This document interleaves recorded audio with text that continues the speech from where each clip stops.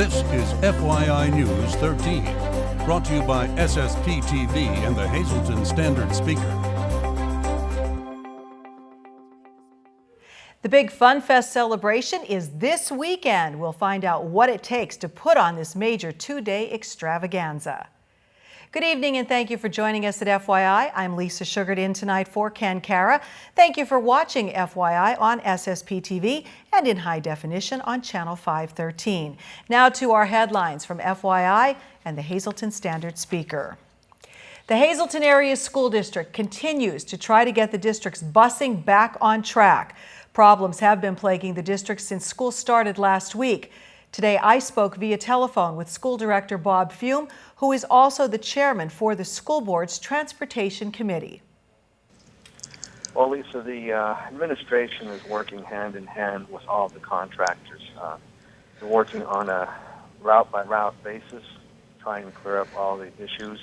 A lot of the bottleneck, I understand, at the high school, the afternoons, and that has been cleared up.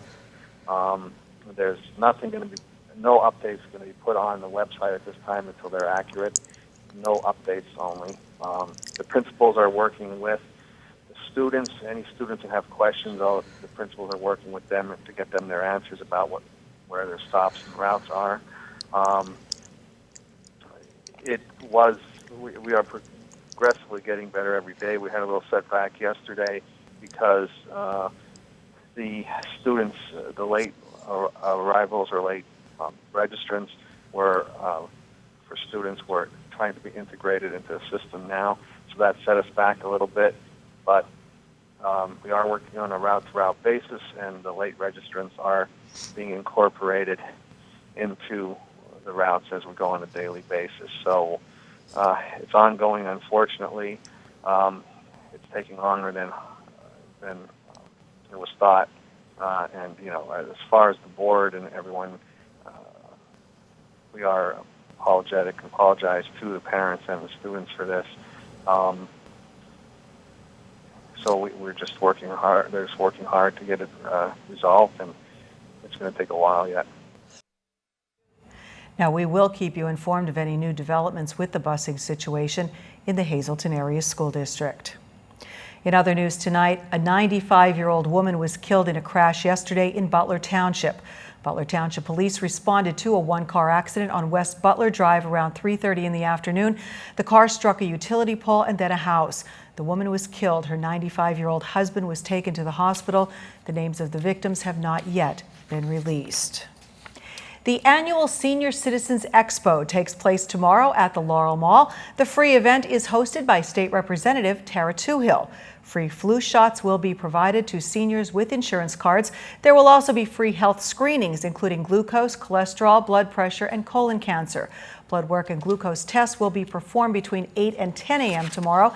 It takes place again tomorrow from 10 a.m. till 1:30 p.m. in the Boscov's wing of the Laurel Mall. Well, 3 days and counting until the big Fun Fest weekend in downtown Hazleton. The big two-day extravaganza will take place this Saturday and Sunday in downtown Hazleton. Now, the event has been a year in the making. I sat down recently with one of the longtime Fun Fest members to talk about the work involved in this big event. Well, we've all heard that saying, it takes a village. Well, it truly does take a village to put on the big event happening this weekend in downtown Hazleton. Of course, I'm talking about Fun Fest 2016. Here to tell us about that village and how it came together just in time for this weekend is Rocco Colangelo Jr. He is a member of the Fun Fest Committee. And of course, we know that your beloved father, who had passed away several years ago, was the man behind Fun Fest. So we wouldn't be here talking about this had it not been for him. So first of all, how are you? Are you ready for the weekend? Well, it's hard to believe it's here, but yeah, we will be ready. And it's amazing how everything each year just seems to fall in place at the right time. But it's hard to believe it's this weekend already. It sure is. I remember working in radio at WQEQ and your dad organizing Fun Fest and that, and seeing back then what it took. It does take a village, and you have a lot of volunteers that you're coordinating to make this all happen. The Fun Fest committee is made up of volunteers, and it's really incredible when you think about they work all year long. Everybody sees what happens the weekend, right? Well, not everything. You don't see the scene, what's behind the scenes, but you see all the work that goes into it. But that happens all year long. We start with an evaluation of FunFest right after it. What do we need to improve for next year? What do we need to make a little bit better? And then we start planning the event. And the volunteers, some of them are business owners in the community. Some of them work in the greater Hazleton area. But we even have some people from outside the area, like Cindy Hendricks, who is in charge of our parade. She comes from Egypt, Pennsylvania, but it's a great distance. She got involved years ago, back when the parade was organized on Diamond Avenue. I don't know if you remember that or not. Yeah, I do. And Cindy knew my father. They worked on a committee down in Jim Thorpe for a charitable event. He got her involved in FunFest, and she's been here ever since because she loves the event. Well, I know there's a lot of people like that who have been involved for so many years. And then the logistics of it itself, that's another major effort all alone. I think everything that FunFest touches has to do with logistics. Whether it's Andy Piskel and Gene Bond laying out the map for where the vendors are going to go, marking the street as to where they're going to go, and then when they arrive, telling them where to go, but then making sure that they fit, that they actually came with what they said they were going to come with. You think about the parade, which we just mentioned, it's 6 divisions, so putting all that together takes a lot of logistics. And there's the cleanup and everything that happens with it. Earlier you mentioned that it takes a village, and what always impresses me about FunFest is the fact that the community comes together to pull this off. You have the FunFest committee, which is the volunteers. You have the chamber. You have the communities in the surrounding area that support and help us. West Hazleton hosting the setup for the parade and then the start of the parade. Hazleton, in terms of the police department, helping us with security to make sure that it's a safe, family-friendly event, which is what we want it to be. The fire department helping us to clean up by hosing down the streets afterwards. The streets department helping us to clean up. So Monday morning on the 12th, if you drive down Broad Street, you won't even know that there was an event that took place, let alone one the size of FunFest. So it really is incredible. So I just would say to anybody out there, if you've been to FunFest before, we're looking forward to seeing you again this year. If you've never been, if this is the first time you're hearing about FunFest, come down to the street. It genuinely is a free, family-friendly event that has a lot of different activities and a lot of entertainment on the street, and you will enjoy yourself. So please come join us. All right, well said from a man who knows what he's talking about. We'll see you at FunFest this weekend in downtown Hazleton. Coming up on FYI, Dennis Gantz is here with more great tips from the Wild Bout Hunting Gang. And it's Dave Day in sports. Kenny's joined by Standard Speaker sports editor Dave Seaman. Don't miss it.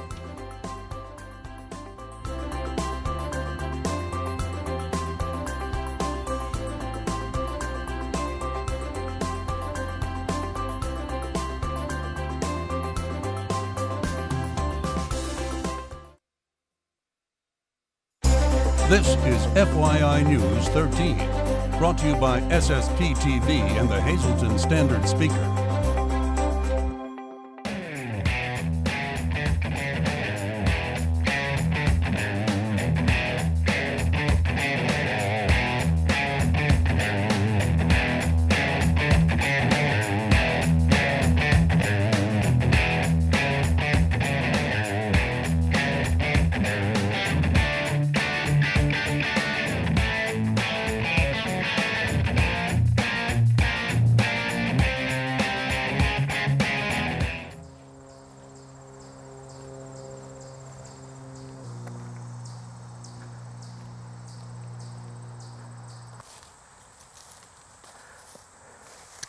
Okay, well, we've made it back to where I want to do the mock scrape.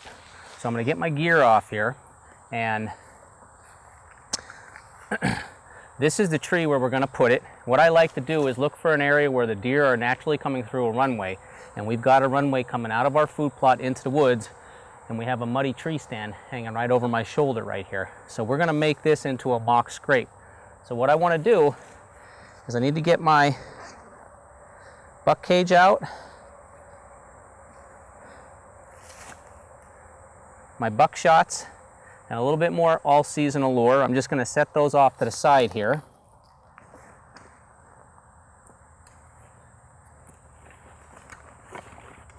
And what I use is, you don't want to use your hands to scrape away the dirt, because what you're doing is you're creating an area where the deer is going to scrape away. All right, they're going to clear a bare spot on the ground underneath a limb. Now what they use for this limb for is they're going to use this. They've got secretion glands around their eyes. They're going to rub those secretion glands all over this, kind of mark their territory. A buck with a doe, he's saying, hey, I'm here.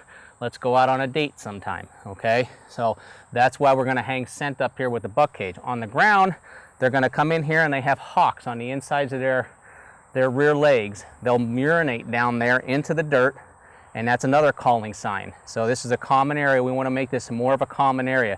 So what I do is I take my antlers and I'm going to scratch away the dirt that's down here, the leaves and stuff, just like a deer would, okay, using their paw.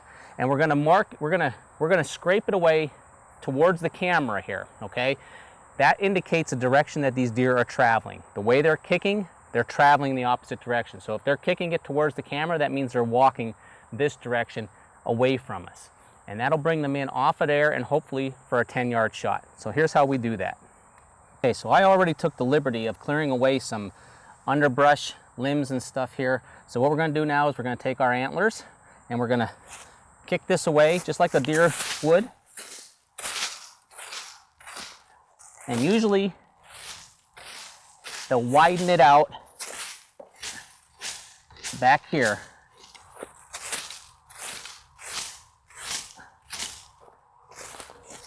Okay. All right, now once we've got that done, we're going to take our buck shots here from Bucks and Beards, and I'm just going to sprinkle some buck shots on the ground, kind of indicate some scent. All right. And then the next thing I'm going to do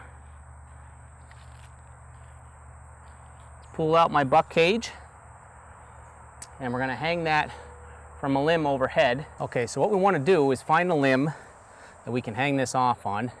And right here, we've got a limb that's already been chewed by deer. So we're going to pop our buck cage open, slide that right on there, and pull down. And then what I'm going to do is I'm just going to take the rest of the all-season allure that's in my buck cage vial that didn't absorb into the beads, and I'm going to dump that onto the ground here. And then I'm just going to take my bread tie, go through the loop,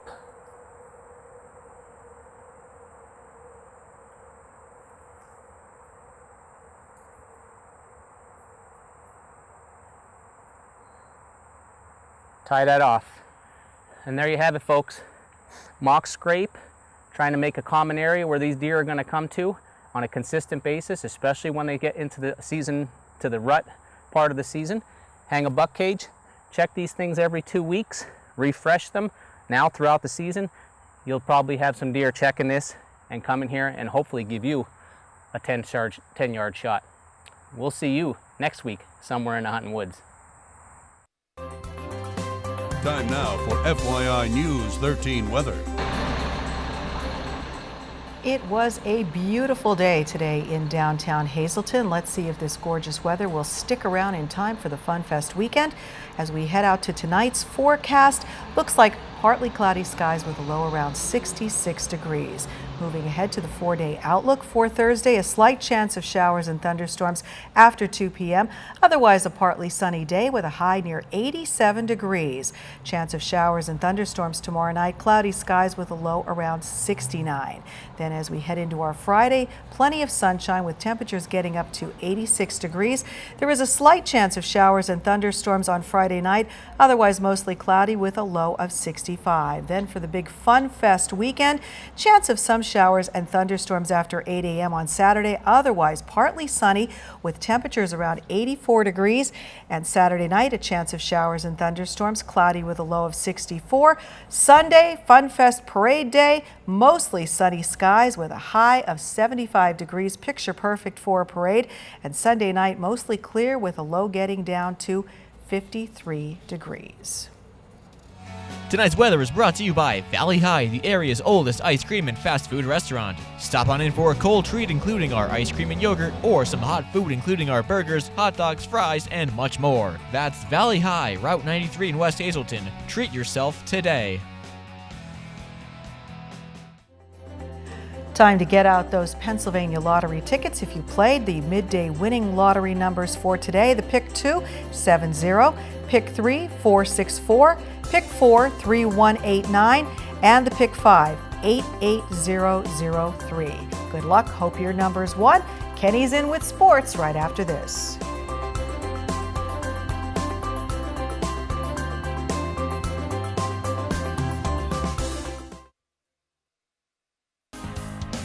This is FYI News 13 Sports. Well, we're back to another Dave Day on FYI. Let's welcome back Dave Seaman, sports editor at the Standard Speaker. Very busy there as fall sports getting into full swing right now. Football's been in full swing, Dave. We're heading for week number 3. We released our Cole Scale rankings earlier this week on FYI, Dave, and I bumped Hazelton area up. Even though they're 0-2 now, I saw their performance against Wyoming Valley West, read about it actually in the Standard Speaker, and I thought, hey, another state-ranked team. They had the 15-0 lead, and every time when I look at them and see the players, I really do think it's going to get better at Hazelton area once they get through this first part of the schedule. Yeah, definitely. I mean, we have to remember that the teams they're playing aren't chopped liver. They're playing a team like Berwick, state-ranked. Wyoming Valley West was number 4 in the latest Class 5A poll. Williamsport this week has their best team in 25 years. At Abington Heights next week. You got to look at that too. And as far as the Cougars, as far as they played, a lot of coaches say that the biggest improvement the team makes is between weeks 1 and week 2. And if that's the case, I think the Cougars made tremendous strides. I think Steve Stallone hit it very well in his column. There were a lot of positive signs in that game.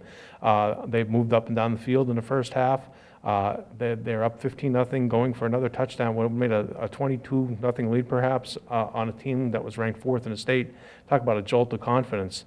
Well, that confidence came down a little bit after Valley West scored right at the end of the half, but you still had a team like Valley West on the ropes at home. It proves that you're taking steps in the right direction. Now, granted, they didn't win the game. People like to see the wins at the end of the day, and I'm sure Coach Mike Brennan and his staff, they're no exception either, and the players too. They're not into moral victories, but as far as steps toward progress, they definitely did that on Friday night. And I did read in Steve Stallone's piece, I believe, Dave, that Valley West had a very impressive running back that Hazelton was able to keep in check. Dave, one more team I want to get to. North Schuylkill. How worried should the rest of the Schuylkill League be now? They go down, play a tough Steelton High Spire team on the road, get the victory there, and they have a tough one with Marion, who lost this past week. They'll have to play that one. They get it at home, but North Schuylkill, I think, looks the real deal right now. I agree that when you play a team from the coal region, you got to be prepared to play. I don't know if Steel High was prepared for the toughness that they were going to see. That's a proud program, North Schuylkill, one of the proudest in the area. Several Anthracite League championships. They go into the Schuylkill League now as one of the teams that's going to be a perennial contender because those kids believe in football, coal region football. They have a great coach in Wally Hall, his staff. They do a tremendous job. They have athletes too that have been there too, and they're not going to be awestruck by the thought of playing a team like Steel High on the road. And I was thinking, Dave, even at the end of last season, it seemed like that Spartan pride was hurt a little bit. I know they had some injuries, but it seems like they weren't happy with those. Not that any team would be, but I think they were definitely thinking Anthracite League championship last year and district championship, and they seemed very hungry when they came back into this season. Let's talk Penn State Pitt. It's the Keystone Classic. It doesn't really need any big build-up. After week 1, Dave, I thought, okay, we'll get a better idea of these teams. Penn State beat Kent State 33-13. New offense, okay. You know, I wasn't crying coming out of the stadium thinking this is a complete disaster. They did all right. The defense pulled it together great in the second half, I thought. And I said in our preview, Dave, I think special teams going to be so important. I thought it was funny at Beaver Stadium. You heard an ovation for a 49-yard punt by Blake Gillikin because it's been a struggle for the Nittany Lions. And I thought they were okay kind of on punt returns, and that Pitt on the other side, again, not overwhelmed by what they did this weekend. I think they'll be a little bit better in week 2. Did return a kickoff for a touchdown, so Penn State will have to watch that. So I guess what I'm saying, after watching both teams, seeing the results, I still think Pitt has a little bit of an edge, but on both teams I think will be improved in week 2. I agree. The experience factor, especially up front. We've talked again about the offensive line. Pitt's offensive line has been through a lot of wars in the ACC. They played a lot of good teams tough last year. They were a late field goal away from beating Iowa on the road last year. They played a tough division in the ACC. and they've played some really tough teams. And they have James Conner back, which is one of the best stories you'll find anywhere, coming back from Hodgkin's disease, and he's cured now. He had 2 touchdowns against Villanova on Saturday. Pitt's primed up. Their coaches and letting their players talk. So we've got a lot of excitement build up for this game. Dave, one more thing. I've been loving the commercials with Peyton Manning calling Eli saying, come over for Sunday football. Sunday football finally back for the NFL, and Carson Wentz will get the start for the Philadelphia Eagles, Dave, as they move on there in Philadelphia. What do you think about the Eagles this year? I know Tony Romo hurt with the Cowboys in the NFC East. Is this like the Phillies where you just hope, hey, we're competitive this year? Or is this something the Eagles can make some noise in the NFC East? I don't think you could make a big deal about it the preseason, but from the signs that the Eagles showed in the preseason that they're going to be a more physical defensive team, I think that's what you have to watch for. If the Eagles can get a little bit of offense, don't get Carson Wentz rattled, and he doesn't look like he gets rattled, and the offense moves, produces its points when it has to, take advantage of opportunities, I think this defense is going to be special, and special teams. I think the Eagles could surprise people. Now, that division, like I said, Dallas doesn't have Tony Romo, but they still have an outstanding offensive line. They have some great backs. Defense leaves, there are some questions there with defense. I think the Giants are going to be very much improved, and everybody forgets about the Washington Redskins. Ron Marchetti would love me for saying that, but the Washington Redskins won the division last year. They had a lot of key pieces back, and if I'm not mistaken, they beat the Eagles twice last year too. So I think the Redskins are still the team to beat, but I think the Eagles could surprise some people. All right, we'll be back next week. We'll see our predictions panned out. You made it to the middle of the work week. Reward yourself at Bottlenecks. It's their featured steak entree night with plenty of amazing steak options. Good evening, everyone, and here's tonight's Talk of the Town report. First night, the Greater Hazelton Historical Society will be holding a 15th anniversary 9/11 memorial dedication ceremony Saturday, September 10th at 11 a.m. The ceremony will be dedicating a piece of the World Trade Center rubble. The event is open to the public with a suggested donation of $5. Also note that from 11 a.m. to 2 p.m., 9, 10, 16, any uniformed first responders can receive 20% off their lunch purchase at Frankie's, Jimmy's Quick Lunch, or Giorgio's as a thank you for their community dedication. More info, please call 570-455-8576. And one more quick announcement, the Hazelton Fire Department's annual 9/11 Remembrance Prayer Service will be held Saturday, September 10th at 7 p.m. at Holy Rosary Church, Poplar and Hawthorne Streets in Hazelton. All are welcome to attend. That's tonight's Talk of the Town. News 13 would like to send sincere condolences to the family and friends of these recently departed. Donna Marie Andrews of Weatherly. Funeral is Saturday at 10:30 a.m. from the Frank J. Bonin Funeral Home. Friends may call Friday from 6 to 9 p.m. Patricia Ann Wood, formerly of Hazelton. Private services will be held at a later date. Mary Ellen Benikoff of Whitehall. Mass is Saturday at 11 a.m. in the Cathedral of St. Jude. Friends may call Saturday from 9 to 10:45 a.m. The Connell Funeral Home is assisting the family with the arrangements. Thomas A. Carter of Penn Lake. Memorial is Saturday at 2 p.m. at the United Methodist Church. Friends may call Saturday from noon to 2 p.m. Arrangements are by the Lehman Family Funeral Service. Eugene Leonard Albertini of West Hazelton. Services will be held at the convenience of the family and under the direction of the John J. Pustai Funeral Home. William C. Hoffman Jr. of Weatherly. Funeral is Friday at 11 a.m. at the Philip J. Jeffries Funeral Home. Friends may call Friday from 9:30 to 11 a.m. And Francis Flame of Hazelton. Funeral is Friday at 11 a.m. from the Frank J. Bonin Funeral Home. Friends may call Thursday from 6 to 8 p.m.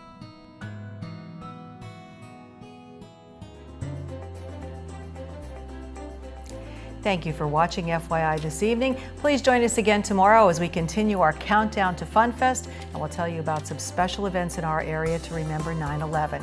Have a great evening, everyone.